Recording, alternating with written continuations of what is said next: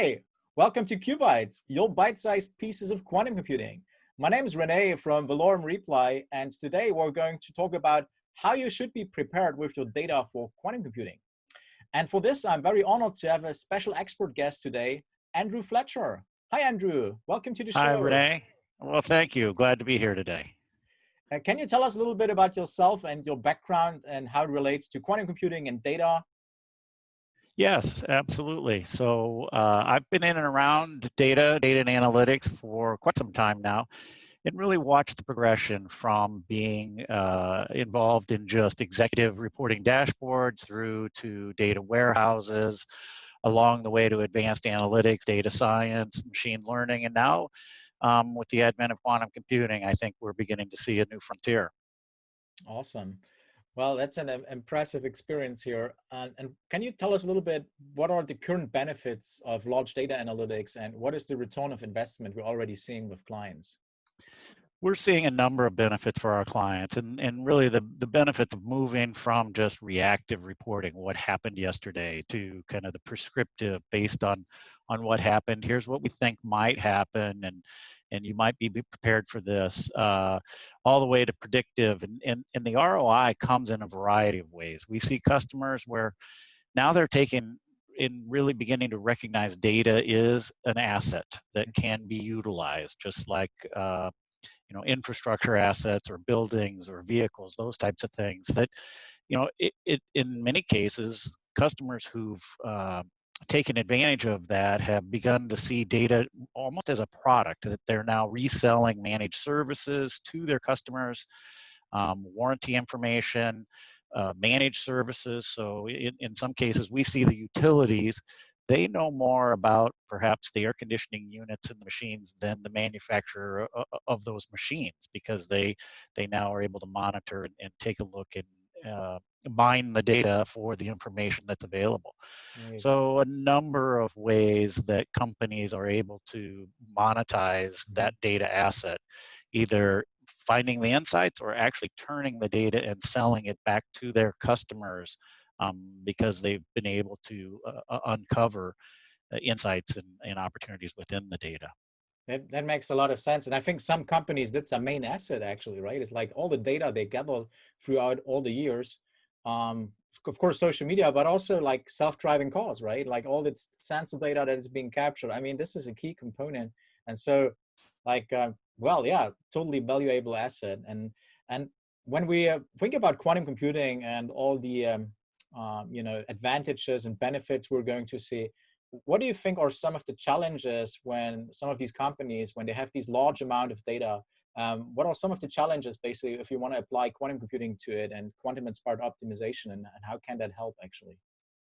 We've seen a couple things. In a lot of cases, our clients are asking us to, here's my data, can you sprinkle some data science on it? Yeah, And right. it just doesn't quite work that way. The data really has to be prepared and looked at it in a way that allows it to be prepared for inventory and insight kind of extraction. When we talk about the quantum-inspired optimization issues, it comes back to probably one of the most vexing problems, and that was the traveling salesman problem. Right. And now we can push that along into kind of a vehicle routing problem. So when we look at, in that case, trying to find the shortest path that we could visit X number of places only one time and then return to where we started, it becomes a very difficult problem to solve. And so now we can extract that problem to the supply chain. We can extract it to any sort of operational efficiencies that companies are looking to gain, whether it's scrap material or whether it is that. Um, Now we're beginning to see it in banking and capital markets, where the number of variables today have just grown exponentially.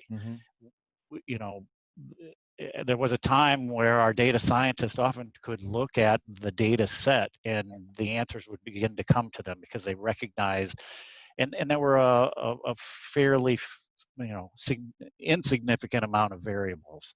So they could just see it. But today the variables have expanded so large that the quantum computing is really, the vehicle we have that we're preparing for, and beginning to look at the problems in a new manner, that using quantum physics to begin to apply to the problems that we're wrestling with today. Yeah, that makes sense. And in the end, you probably also need to think about, like, how can you transform your data in such a way that you can formulate it in this kind of energy saving, cost saving function, which is called an objective function. It's like, how can you, I think it's called massaging the data, like preparing the data and massaging it so that it fits into these kind of formulas that you would use, right? And so what action items can clients already take today?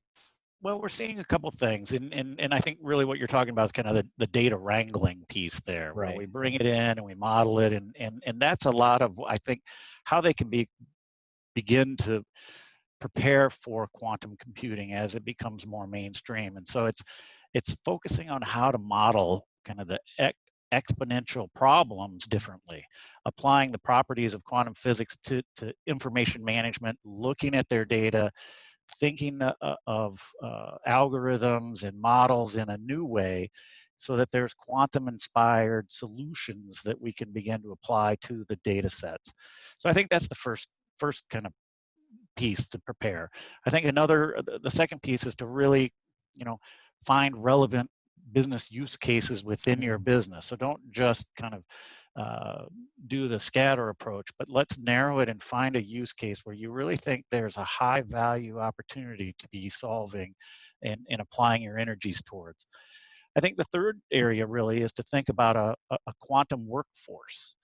The workforce today that would be involved with quantum computing is different than the workforce that we had, 5 years ago, in terms of writing C# or just writing algorithms. Today's quantum first workforce needs to be composed of mathematicians, statisticians, data scientists, folks that understand, did well in math in school probably, and really have maybe less of a programmer background and more of a statistician, mathematician background.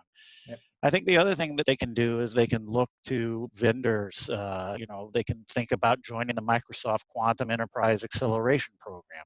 Right. So there's a number of ways that they can begin, not only with their data, but with their entire workforce and with their problem solving, to begin to prepare for this.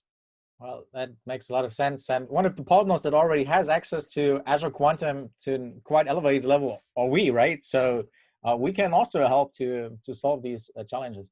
Andrew, we're already at the end of the show. Thank you so much for joining us today and sharing your insights. Very much appreciated.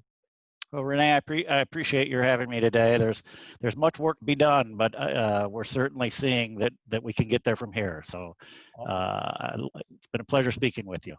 Thank you. And thanks everyone for joining us for another episode of QuBites.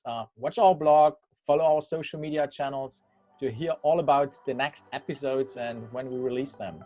Take care, be safe, and see you soon. Bye-bye. Bye.